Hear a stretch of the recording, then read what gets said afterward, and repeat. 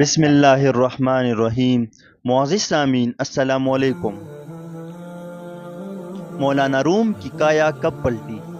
پیر شمس تبریزی رحمۃ اللہ، جو حضرت مولانا جلال الدین رومی کی شیخ تھے، اپنے زمانے کے بہت بڑے اولیاء اللہ میں ان کا شمار ہوتا ہے۔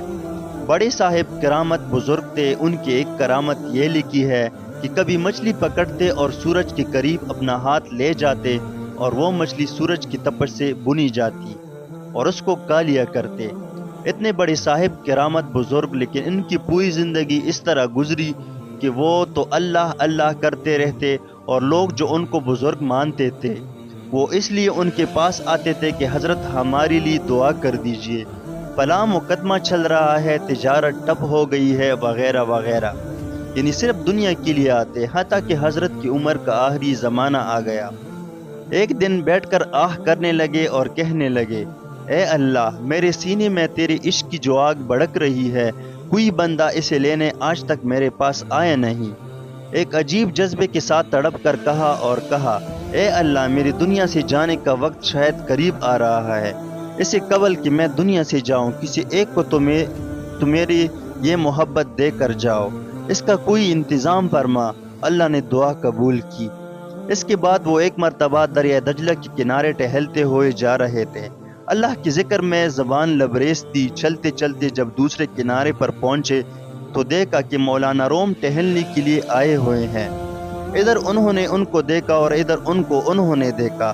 دل میں یہ کہا کہ اگر یہ بندہ مجھے مل جائے تو اس بندے کے دل میں اللہ کی محبت کی آگ منتقل کر دوں۔ اللہ نے فوراً دعا قبول کی۔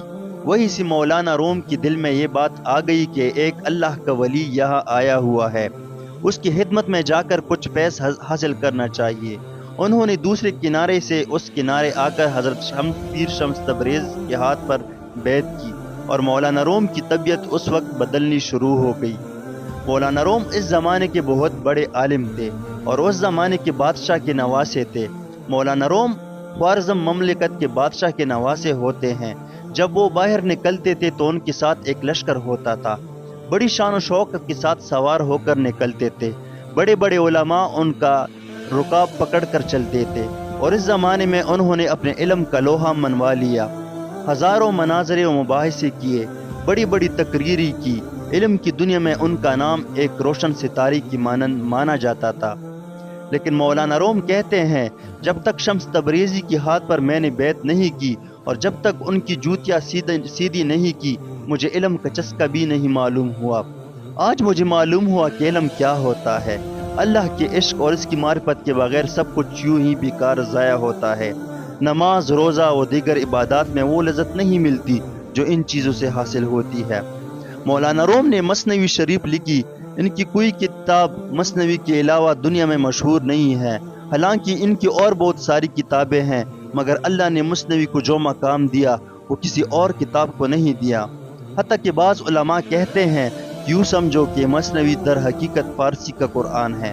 قرآن کی تمام علوم و اسرار، معارف و دقائق کو اس کے اندر کھول کر بیان کر دیا ہے۔ اتنا عظیم علم جو ان کو اللہ نے دیا، یہ دراصل شمس تبریزی کی برکت تھی۔ ماشاءاللہ، سبحان اللہ۔ انشاءاللہ نیکسٹ ویڈیو میں پھر ملاقات ہوگی، تب تک ہمیں اجازت دیجیے گا۔ اللہ حافظ۔